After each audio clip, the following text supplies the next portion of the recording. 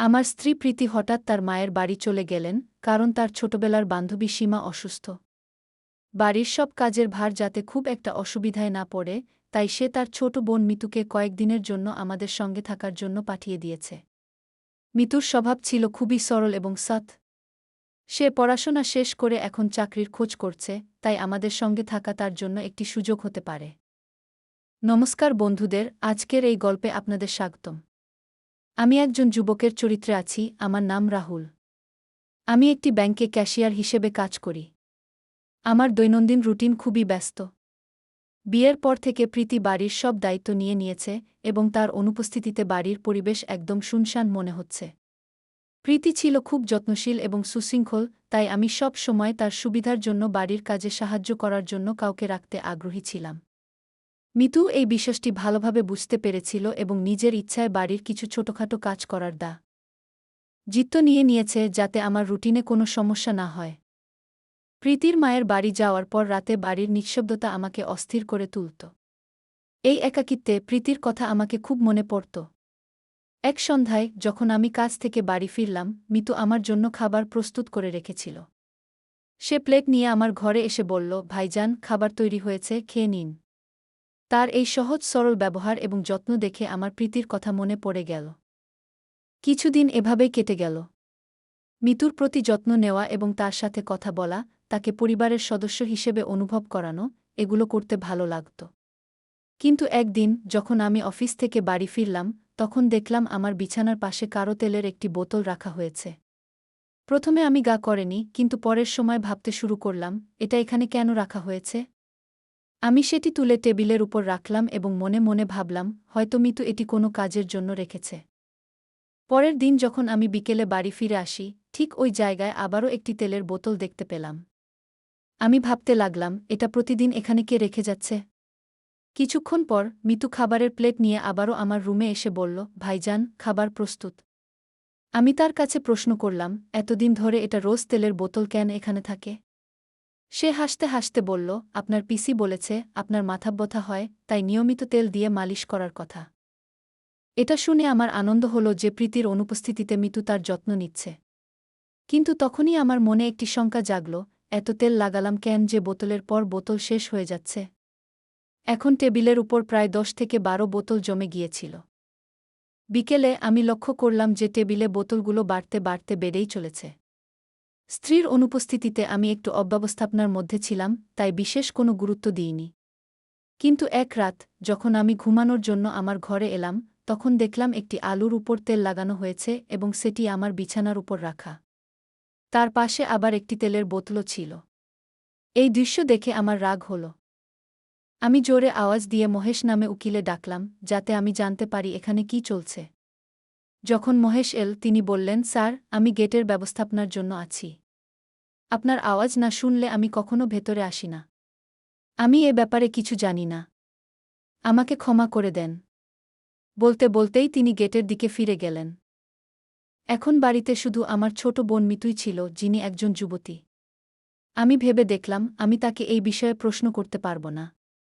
আমাকে মনে হলো সে এমন কিছু করবে না। কিন্তু গত কয়েকদিন ধরে তেলের বোতল নিয়ে কিছু অদ্ভুত ঘটনাই ঘটছে। তাই আমি সিদ্ধান্ত নিলাম, আমি এই পরিস্থিতির প্রকৃত কারণ খুঁজে বের করব। আমি একটি পরিকল্পনা তৈরি করলাম এবং আমার মোবাইলের ক্যামেরা ভিডিও মোডে সেটিটা পালং এর উপরে বসিয়ে দিলাম। এটিকে এমনভাবে লুকালাম যাতে কেউ দেখতে না পায়। সিম কার্ডও বের করে দিলাম যাতে কোনো ফোন আসতে না পারে। ওই রাতে আবারও আমার পালঙে একটি তেলের বোতল রাখা হয়েছিল। আমি স্বাভাবিকভাবে খাবার খেয়ে রেকর্ডিং দেখার জন্য প্রস্তুত হলাম।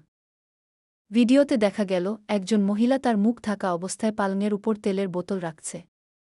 কিন্তু তার মুখ দেখা যাচ্ছিল না। আমি ভাবতে লাগলাম, বাড়িতে তো শুধু আমার ছোট বোনই আছে, তাহলে সে কি এমন কিছু করতে পারে। আমার অন্য মন বলল, না, সে তো এমন অদ্ভুত কাজ করবে না। তার ব্যবহার সব সময় সৎ এবং সংযমী ছিল। কয়েকদিন ধরে আমি ক্যামেরা চালু রেখে বাইরে যেতে থাকলাম। কিন্তু প্রতিবার ওই মহিলাটি মুখ ঢাকা অবস্থায় তেলের বোতল রেখে যেত। কখনো কখনো সে গাজরের উপরও কিছু তেল লাগিয়ে রাখত।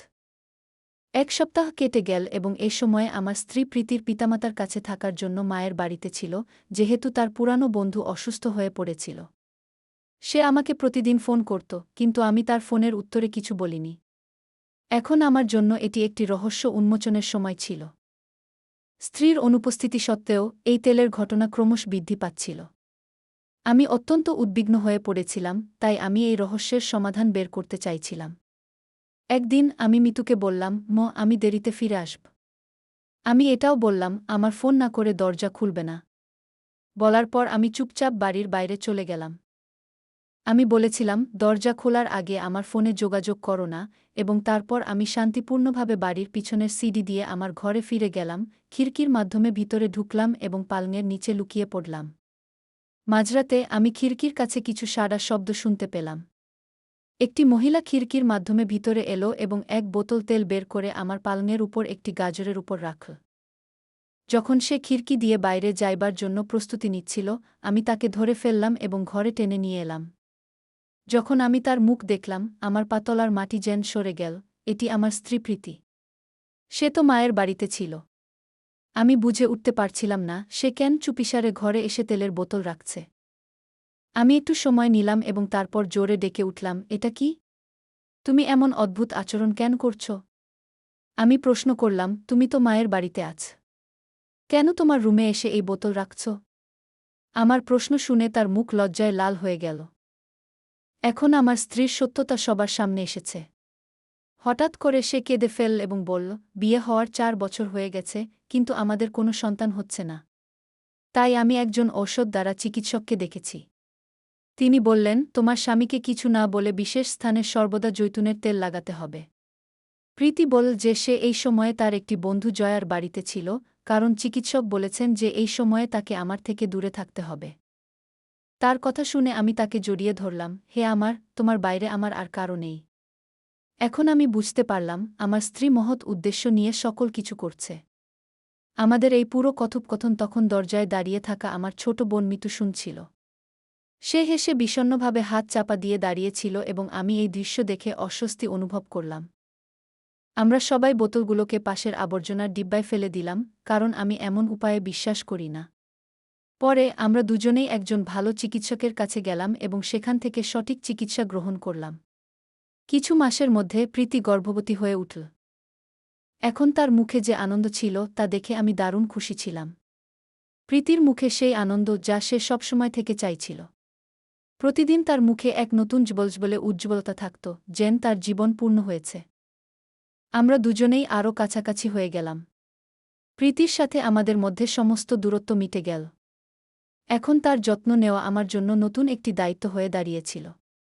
প্রতিটি মুহূর্তের খেয়াল রাখা আমার জন্য বিশেষ একটি উদ্দেশ্য হয়ে গেল। এক সন্ধ্যায় যখন আমি বাড়ি ফিরলাম, তখন দেখলাম প্রীতি বারান্দায় দাঁড়িয়ে আকাশের নীলাভ বর্ণের মাঝে হারিয়ে যাওয়া সূর্যকে দেখছে।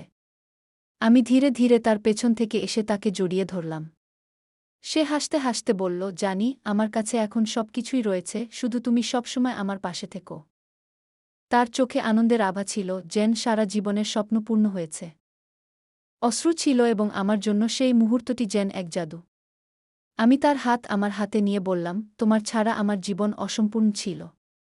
এখন তোমার সঙ্গে থাকলে আমি নিজেকে সবচেয়ে সুখী মানুষ মনে করি। পরে আমরা একে অপরের চোখের দিকে তাকালাম, এবং সেই মুহূর্তে প্রতিটি অসুস্থতা, কষ্ট এবং সকল ভুল বোঝাবুঝি যেন কোথায় হারিয়ে গেল। এখন আমাদের বাড়িতে খুশির হাওয়া বইতে শুরু করেছে। কিছু সময় পর আমাদের পরিবারে একটি নতুন অতিথি এসেছে, যে আমাদের জীবনকে আরও রঙিন করে দিয়েছে। আমরা দুজনেই সেই ছোট্ট হাতটিকে ধরে এক নতুন যাত্রায় অগ্রসর হচ্ছি, আমাদের প্রেমের কাহিনীতে একটি নতুন অধ্যায় শুরু করছি। এখন আমাদের জীবনে প্রেম, হাসি এবং খুশির সেই স্বপ্ন সত্যি হয়েছে যে স্বপ্নটি আমরা একসঙ্গে দেখেছিলাম। তো বন্ধুরা, এটি ছিল আমাদের আজকের দীর্ঘ কাহিনী। আপনাদের এই কাহিনী কেমন লাগল কমেন্ট করে জানাবেন। যদি এই গল্পটি আপনার ভালো লেগে থাকে, তাহলে এটি লাইক করতে এবং আপনার বন্ধুদের সঙ্গে শেয়ার করতে ভুলবেন না। এছাড়াও যদি আরও আকর্ষণীয় কাহিনীর সন্ধান করেন, তাহলে আমাদের চ্যানেলটি সাবস্ক্রাইব করুন এবং বেল আইকনটি চাপতে ভুলবেন না, আপনি আমাদের কোনো গল্প মিস না করেন। ধন্যবাদ।